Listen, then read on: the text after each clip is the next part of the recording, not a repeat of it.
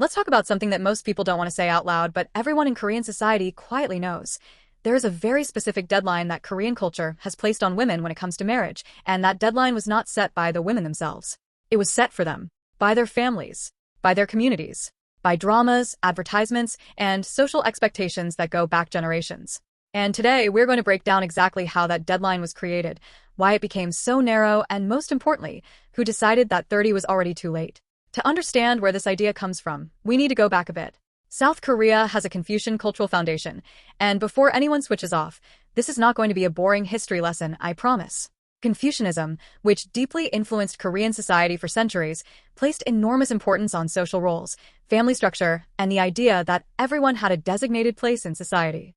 For women, that place was defined by marriage and motherhood, not ambition, not achievement, not personal happiness. The expectation was simple and non-negotiable.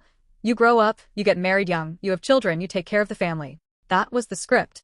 And for a very long time, almost everyone followed it because there were serious social consequences for those who did not. Now, Korea has changed dramatically. The country went from being one of the poorest nations in the world after the Korean War to becoming one of the most economically powerful and technologically advanced countries on the planet, all within about 2 generations.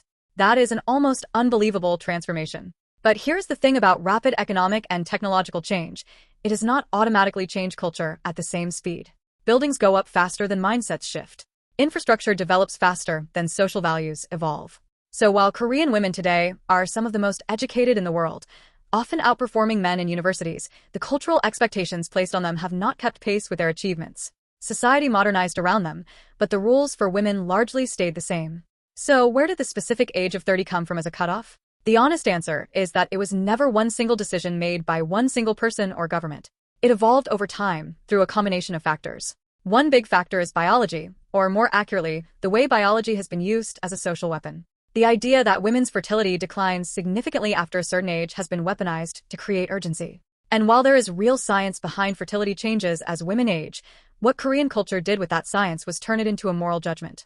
It stopped being a medical fact and became a personal failure. Your eggs are getting old became shorthand for, you have not done your job as a woman. Another factor is the traditional Korean marriage market, sometimes called matchmaking culture or sogiring culture.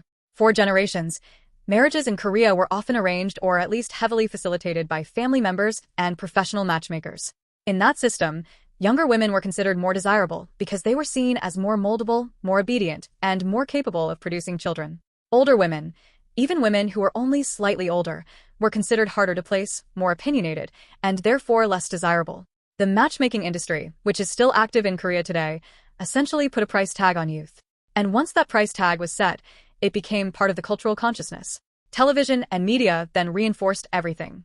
Korean dramas, which are hugely influential not just in Korea but across Asia and now globally, have for decades told stories where the female lead is almost always in her mid to late 20s, usually desperate to find love before some invisible clock runs out.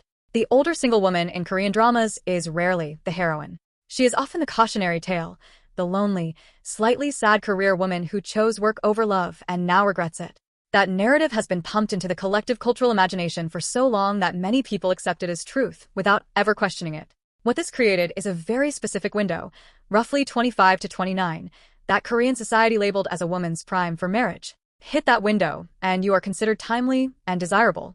Miss it, and the questions start. And those questions are not gentle. They are relentless. They come from mothers, fathers, aunts, uncles, co-workers, and sometimes even strangers.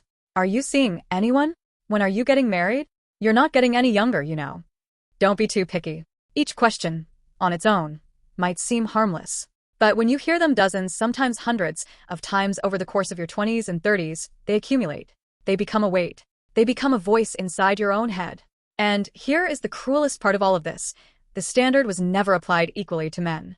A Korean man in his 30s is generally not bombarded with the same panic-inducing questions. He is not told he is past his prime. He is not handed a deadline and told to meet it or face social consequences. He is given time. He is expected to establish himself financially before thinking about marriage. But that same courtesy, the courtesy of time, is rarely extended to women.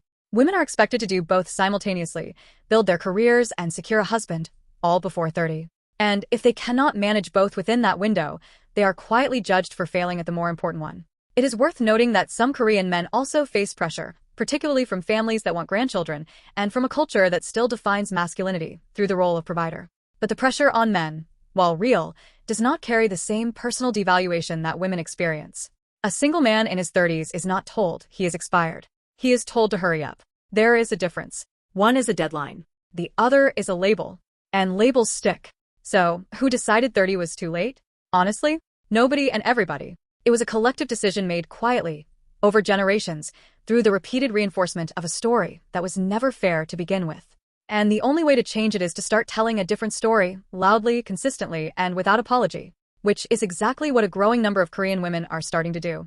Thanks for watching.